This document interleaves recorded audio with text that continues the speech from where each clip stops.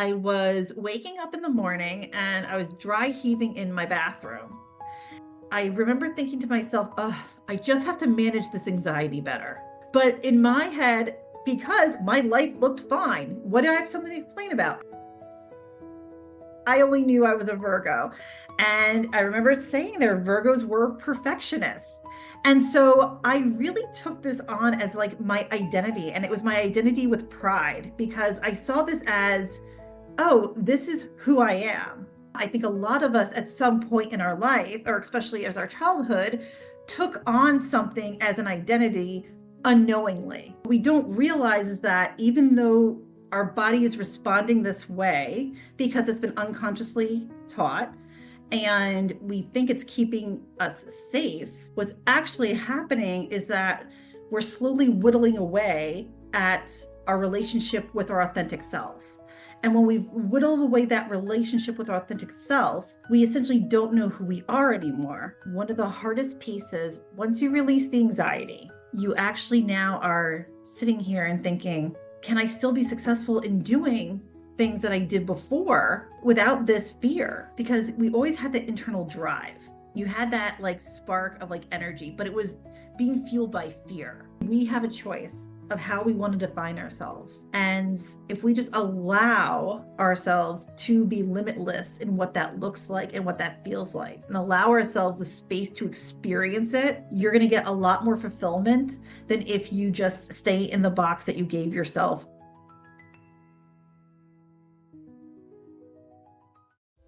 Hey everyone, it's Sophia from Sacred You. Thank you so much for being here. A quick message before we dive into today's conversation.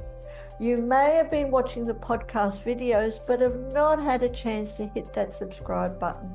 So if you have ever gained value from our videos, from our conversations, it would mean so much to us if you would hit that subscribe button below right now, or even just give us a like. And what that means is not only does it allow us to grow our subscriber base, but it allows us to bring in more important guests for you to listen to. And you will be one of the first ones to be notified. So please hit that subscribe button and let's get started on today's conversation.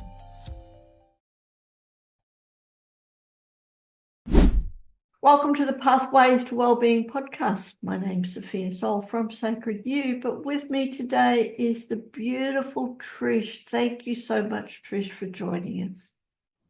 Oh, thank you so much for having me, Sophia. It's a pleasure to be here. Yes, and I'm really excited because we're talking about a topic that's pretty close to my heart, and I think something that a lot of people experience all over the world, and that's anxiety and perfectionism and everything else like that. And we're going to be going on to your journey on how we can break free from those limiting experiences.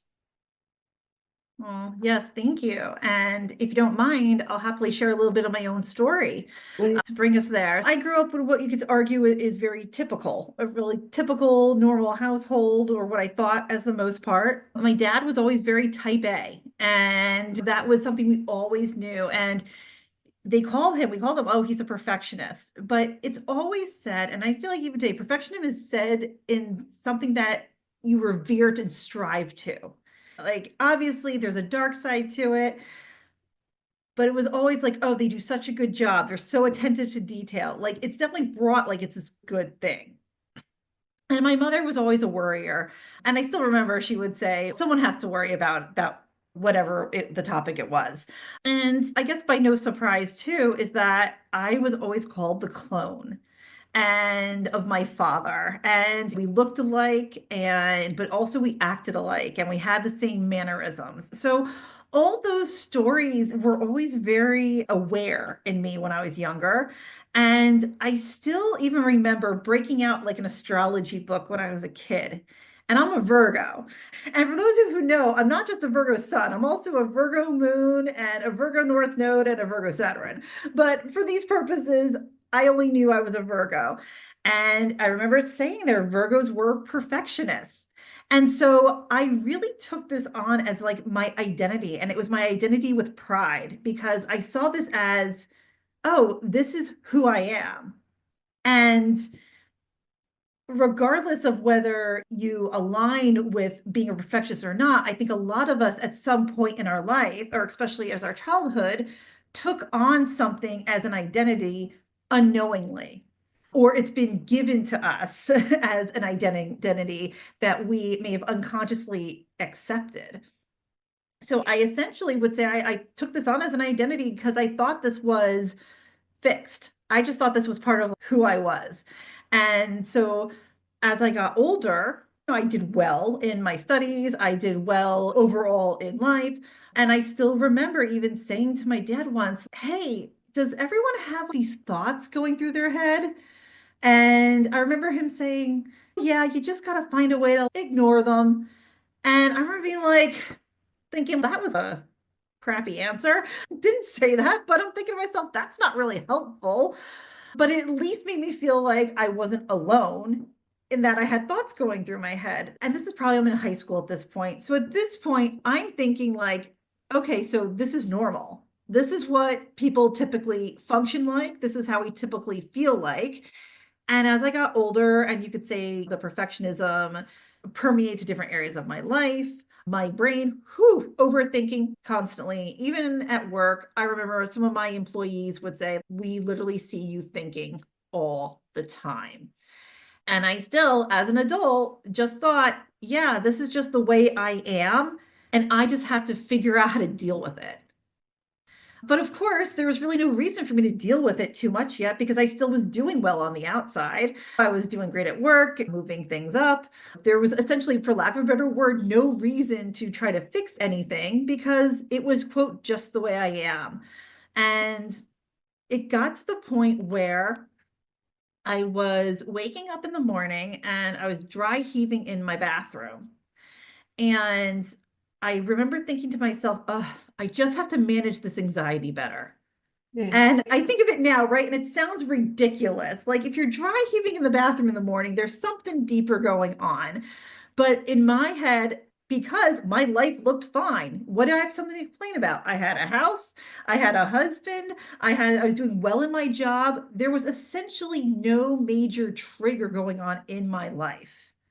But I was dry heaving in the bathroom, and I'm still thinking to myself, all right, I need to figure out a better way to manage this. Yes. And I'm putting it back on Yes. me. Can I ask, Trish, and Yeah, I can interrupt, why do you think that is? Why do you think that people in general, a lot of people think anxiety and perfectionism is normal, is part of their personality? Why is it so common? And what's the biggest myth I about do. So I love that you asked that question. And I think that's such a great question. And I think the first myth is exactly what you said, is that it's fixed and it's something that we can't change. I feel like that's the first myth. But the other myth is that we have to do something with our mind. And what we get from, or actually, I'm going to step back. As children, under the age of 7, our brains are functioning in this theta state. this? So theta state, in case anyone doesn't know, we're talking together right now, we're in this beta state. We're very active. Alpha state, it's a little quieter, typically when you're meditating. Sometimes when you're meditating, you can go even deeper into that theta state. That's like a hypnosis state before you get into the delta and the REM. But when you're under the age of 7, you're essentially like living in that theta state. So that means you're essentially being programmed with everything that's around you. As you grow up and you're young like that, yes, you learn a lot of things by seeing what's being happening around you. You may learn how to walk because you're seeing the adults that are walking and all those typical things that you learn and you grow with. The other thing is that you are learning, or your body is learning, your nervous system more specifically is learning how to respond to situations based upon what is happening around you. So, regardless, my nervous system unofficially learned how to respond, or probably more accurately react to situations in my life because that is what I experienced when I was younger. And once we get older and this comes to our awareness, we can actually work with our nervous system and bring ourselves back into a more ventral connected state where we actually can respond and not react to that world around us. We can, and it is possible. It is possible, 100%. Society often praises perfectionism as a high standard. But that is also a very dangerous misconception, because even if you achieve perfectionism in something, it can't be sustained, and there's such a hidden cost. And in your experience, for you as well, and people that you work with, what have been some of those costs in your life, besides the dry heaving in the bathroom in the middle of the night? What are some of the other hidden costs that you've experienced? Oh, great question. The hidden costs. So when we think typically of, I would say, with perfectionism, if we want to look at this from the state of our nervous system, originally people are thinking of anxiety of that sympathetic, that fight and that flight response. And I would also throw in a little bit of the people pleasing in that as well.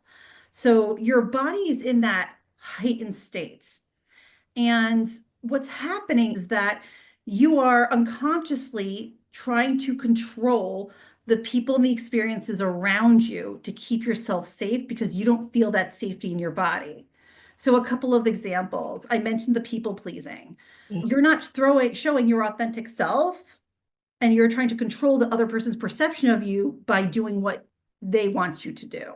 The fight response, when you're in, that's typically when people are trying to control that external world as much as they can, thinking it's going to keep them safe. So obviously that like prevents you right from not just being your authentic self, but being able to navigate things in a natural way.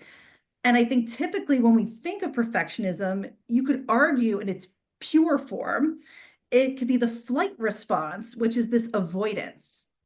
And when you have an avoidance, you're not really finishing everything, or you're only doing things that you feel you could succeed with. And just to go a little bit deeper, if we live in these states for too long, eventually our body poops out. And that's when we end up in one of the dorsal states, which is this immobilization. And what we see in dorsal is the shutdown or a disassociation between our brain and our body. And the freeze response is a really good is another example, because there has that dorsal, that immobilization piece of it. And so the commonality among the dorsal states is that just like the sympathetic, you're not being present, or you're just here, you're basically isolating yourself as a self-protective manner.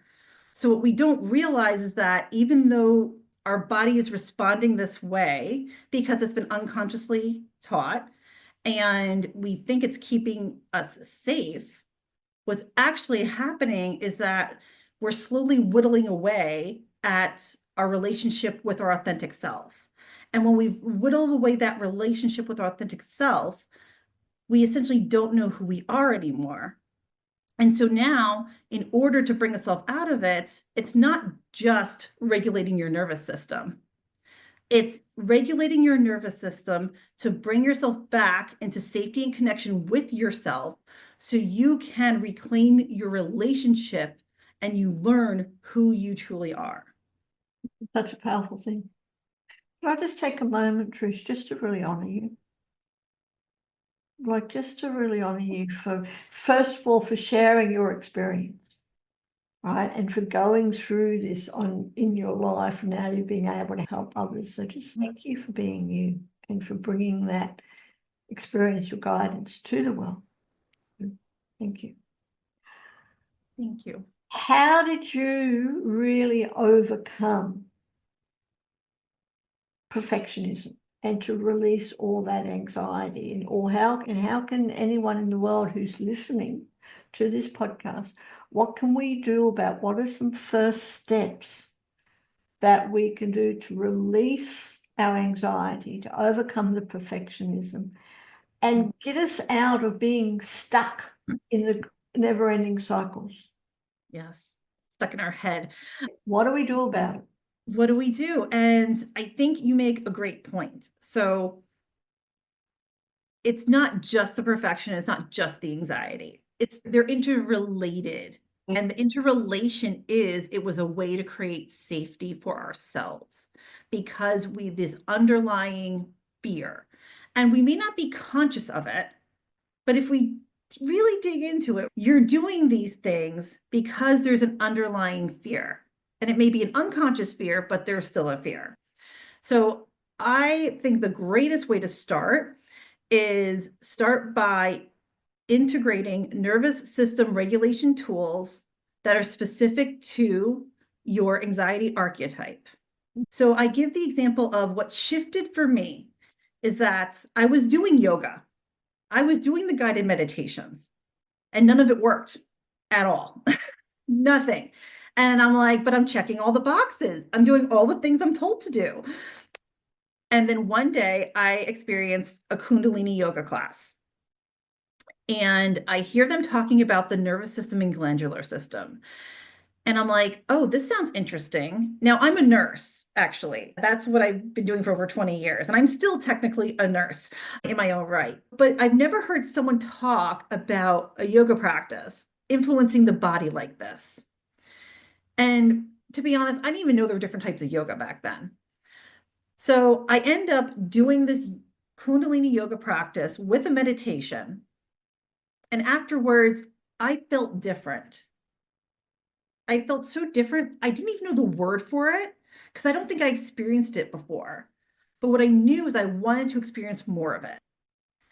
Looking back is what I experienced was a momentary relief because I actually broke myself out of that sympathetic state that I was living in. I was really big in that fight response, and I brought myself back to that ventral connected state.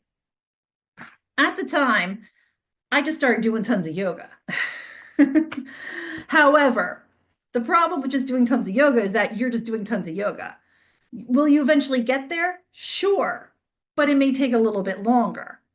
And this is why when I work with my clients, we really first start with recognizing the state that we're in. Are we in more of a sympathetic or are we more in a dorsal?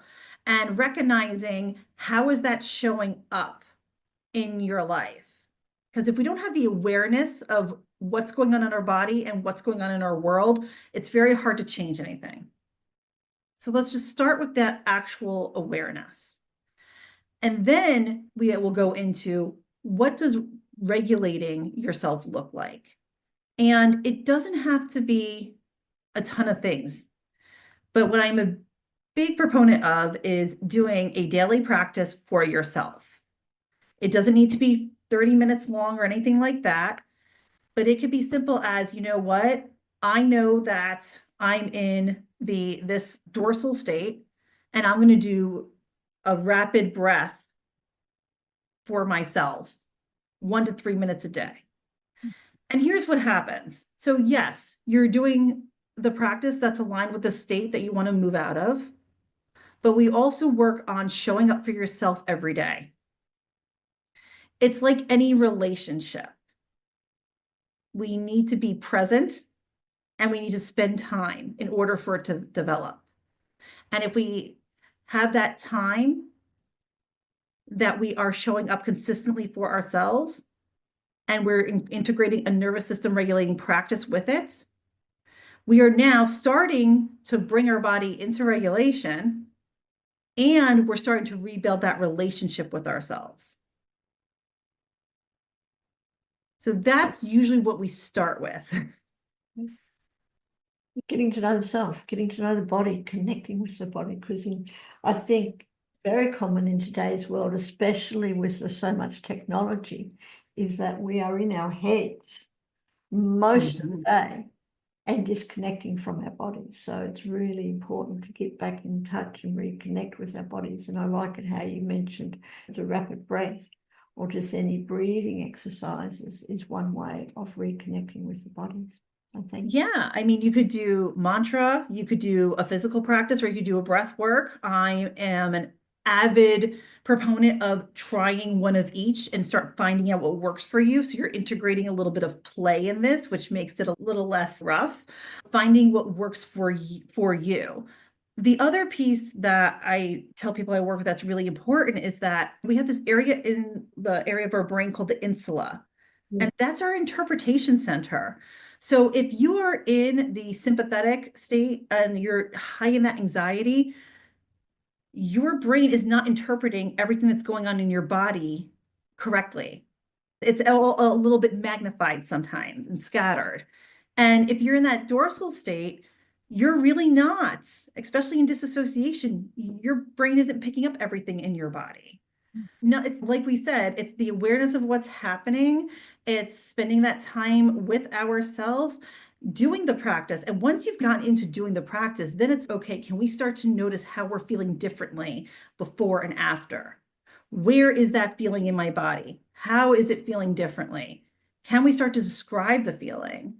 And I do encourage my students to use a color, use a texture, anything, an emotion. What does it feel like? Because you're slowly going to be bringing yourself into that ventral state, and you want to become comfortable so you know what that looks like and you want to know what that feels like. Because at the end of the day, our bodies and our nervous system is meant to be flexible to keep us safe.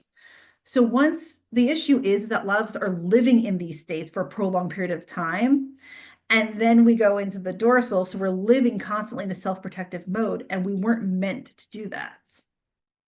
But No, over time, once we bring ourselves back into this ventral connected state, you're going to experience anxiety again. I'm sure of it, because that's partly life. But now you're going to come from this place of, oh, I'm going to recognize that this is anxiety now because it's something different what I'm used to. And now I have some extra tools to use to bring myself back into that ventral state. into that state of what we're really meant to be experiencing, which I believe is truly a state of joy. We're here to really experience joy in our life, not anxiety. And Trish, you mentioned a little while ago about the anxiety archetypes. Mm. Can you walk us through what they are and how Oh, do they relate to our nervous system?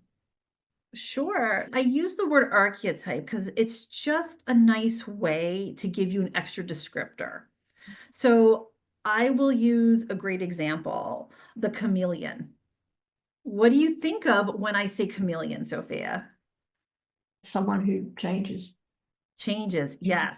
changes. So we associate the chameleon with that fawn response, Yes, which is that people pleasing. yes.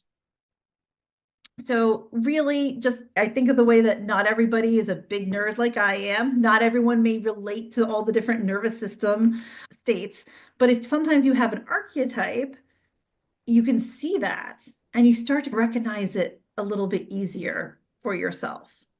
And you may not remember people pleasing or fawn, but you may remember chameleon and you're like, oh, I know exactly what that is now. So instead of learning from like a textbook, you're able to learn by looking at and experiencing that archetype. Sure, it makes sense. Thank you. And is there any other archetypes that relate? Oh, yeah, we have one for each system state. So for the flight response, I associate the escapist. Yes. It's that escape artist, right? It's, oh, I'm here. No, I'm gone. And the fight response is the warrior. So I would try to make it, and you think about the warrior, right? There, he has a shield and a sword in the hand, and that's the fight response. I'm very well protected and I'm ready to fight. Let's see. And then we have ones for of course, it's escaping me at the moment, but we have one for the freeze response is the iceberg, which I guess sounds obvious, but if you look at the iceberg, you actually have more underneath than you do on top. And so we think of the freeze response is it's a blended response. As in there's the dorsal component, that's the immobilization, as well as that sympathetic movement portion. So I like the iceberg because it shows us, yes, we have that immobilization underneath, but you still actually have some energy on top. And in order to move yourself out of freeze, we really want to first move yourself out of that dorsal state before you work on that sympathetic state. And it makes so much sense. And that's why I put them there, because it just helps have things make a little bit more sense. Yeah. So you're not trying to figure it all out.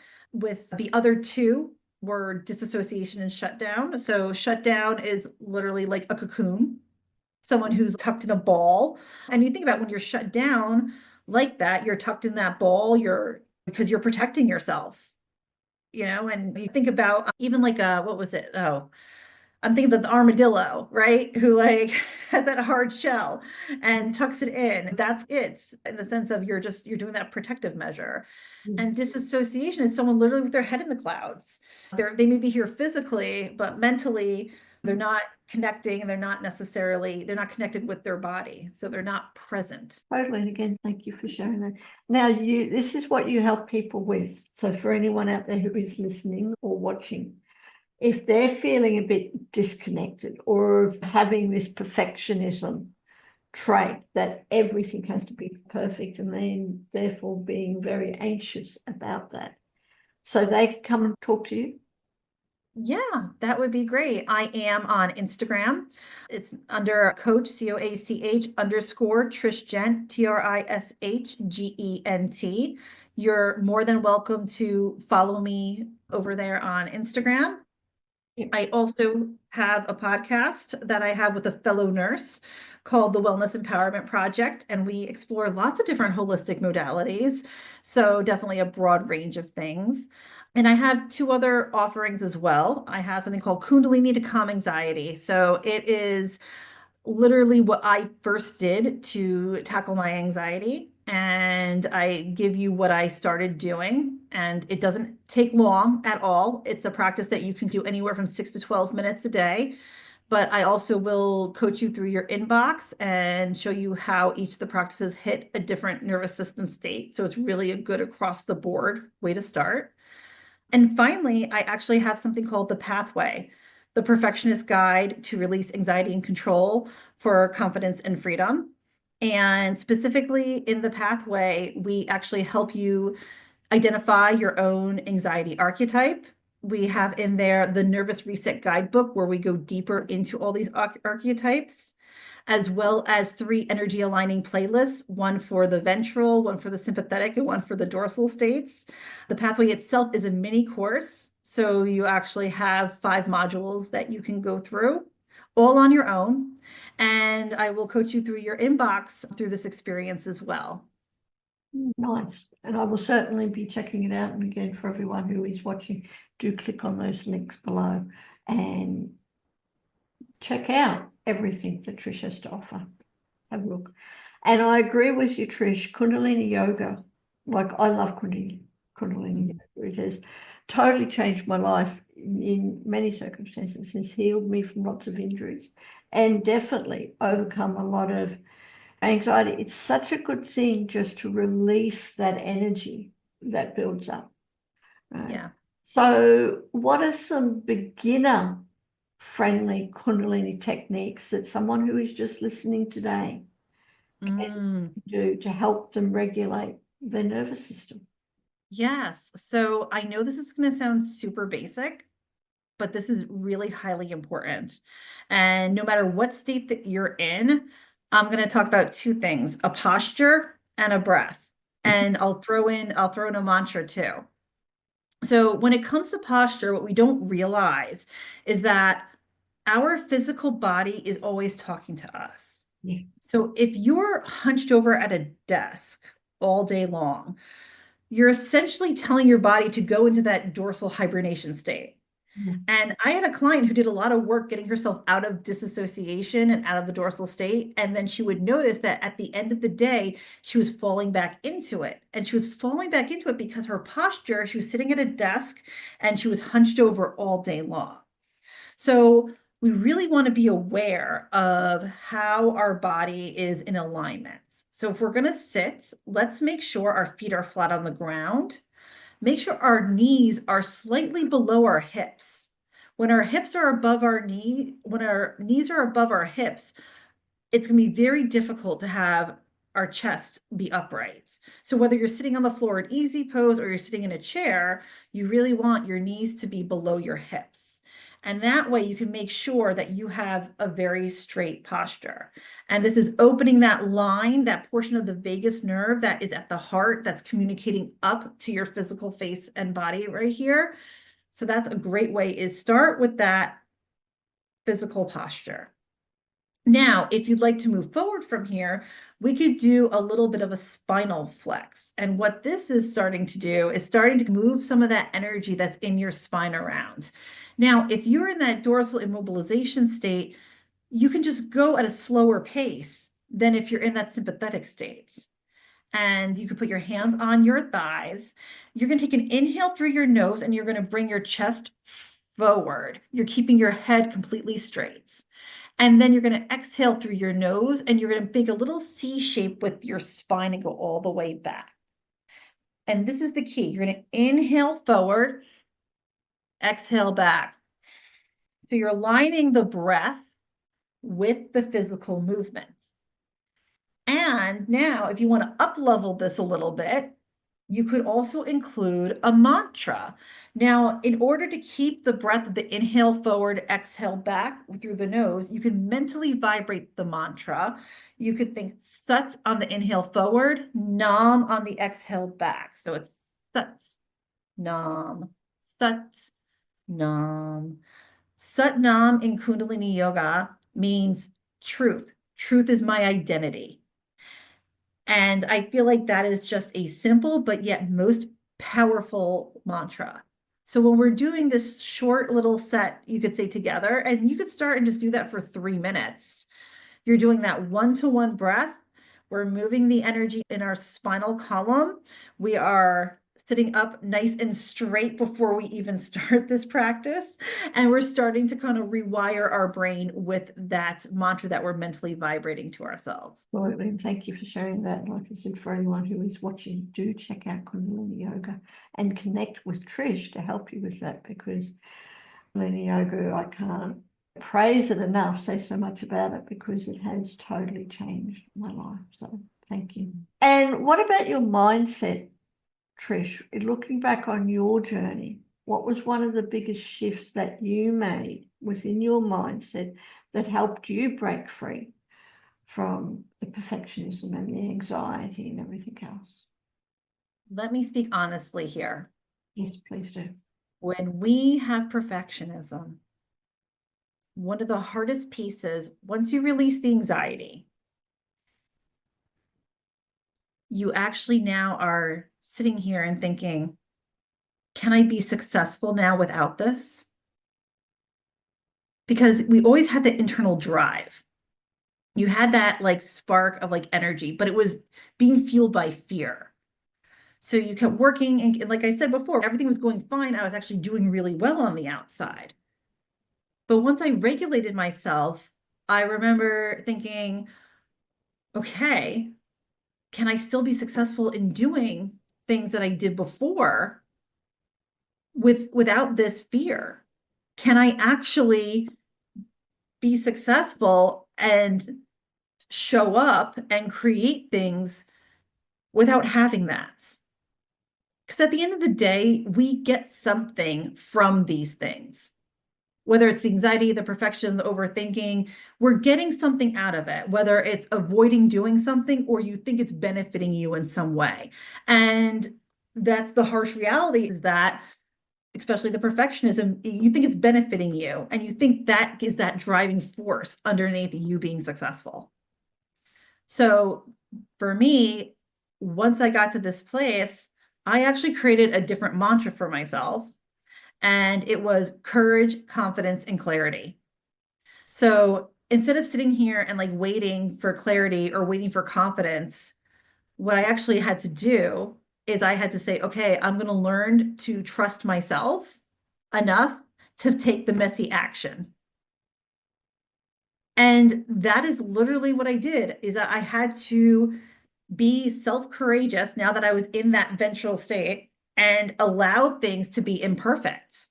I posted something on social media once and someone was like, I really like your content, but I think you have a misspelling here. And I'm like, that's fine. I'm not going to change it. I'm a former perfectionist. Thank you.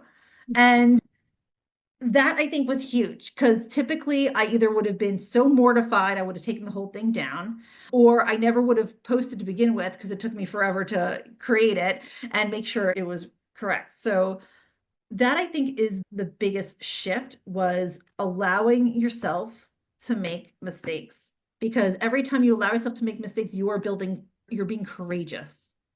And eventually that courageousness will lead to confidence. And then you'll get the clarity that you want and that you desire with whatever you're searching for. Yes, and I love that. Allowing yourself to make mistakes, because it builds courage, which builds confidence. And it's okay. We all make mistakes, and I use mistakes as a learning block. It's an opportunity to learn on how not to do it or to improve on whatever I'm doing. Yeah. And do you have any other advice, anything else besides what you've already talked about, that you wish you had received earlier in your journey? Oof, so much. I'm like, I wish someone told me all this earlier in my journey. I would say the biggest piece of it is that you choose how you want to define yourself. You get that choice. So you can choose to say that you're a perfectionist and let that hold you back from doing other things. You can choose and say, oh, I have anxiety, I have this, I have that, and so I can't do these other things. You can choose to say, oh my gosh, you know what? I'm not feeling this urgency anymore, and I'm not sure how I can move forward without this urgency, and I don't trust myself, and I can choose to sit back and do nothing. But at the end of the day, we have a choice of how we want to define ourselves. And if we just allow ourselves to be limitless in what that looks like and what that feels like, and allow ourselves the space to experience it, you're going to get a lot more fulfillment than if you just stay in the box that you gave yourself or that others gave you. You will, won't you? Thank you. Thank you ever so much.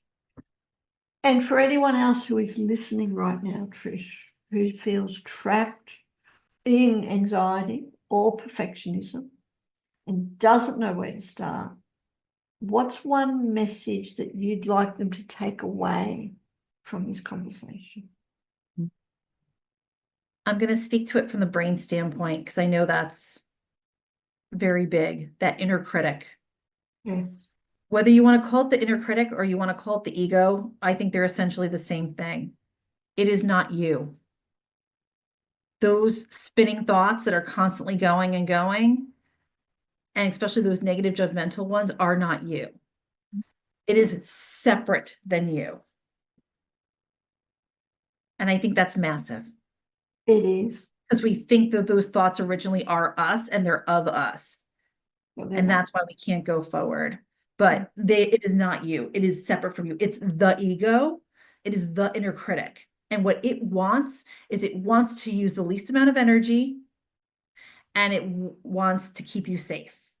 So what that means is that it's going to keep you doing the same pattern that you have, because that pattern that you've developed, whether it's a response to something like the flight response, or whether it's the people pleasing, or whether it's an avoidance, it's going to keep you there, because since that's what you've done before, it perceives it as safe.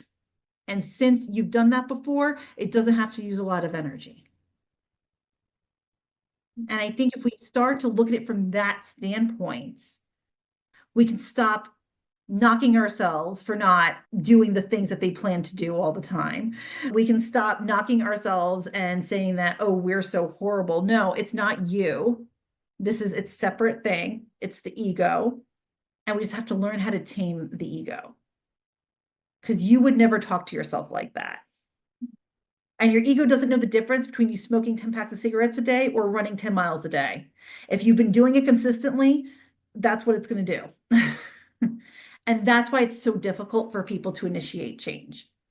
When we identify with all those thoughts and think that it's us, then yes, I can see that it would be very challenging to change them.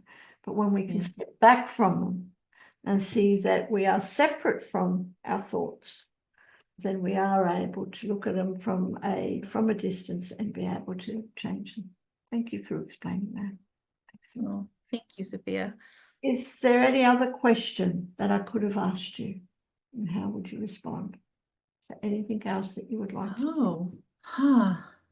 One question that, and listen, if you don't want to ask it, you don't have to, that someone asked me on another podcast I thought was really good is, what's the difference between anxiety and stress?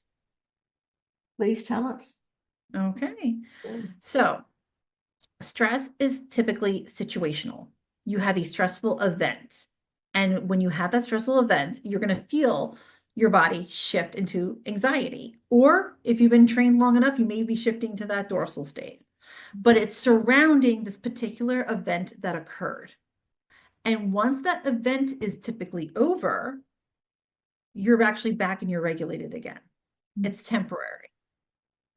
When we're living in anxiety, which is very different, it means there's not one typical event.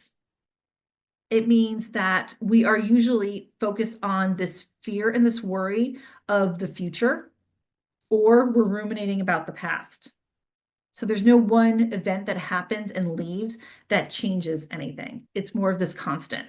So that's why in the beginning, when I was talking about the fact that, yeah, my life looked great on the outside, but then I'm suddenly still dry heaving, there wasn't an event that occurred. It was my body got locked in to responding to life with anxiety and in this actual state that I was living in. It's a constant state where stress is more situational. Situational, yep. Which can be changed. But if we don't change, and if we don't deal with those situational, stressful times, then that can turn into a more of anxiety over. A long state, yeah. Yes, yeah.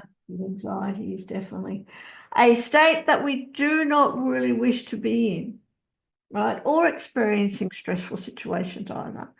And I'm pretty sure if we can deal with our anxiety through the methods that you've shared and many more by clicking on those links below, then we can also help overcome those stressful situations.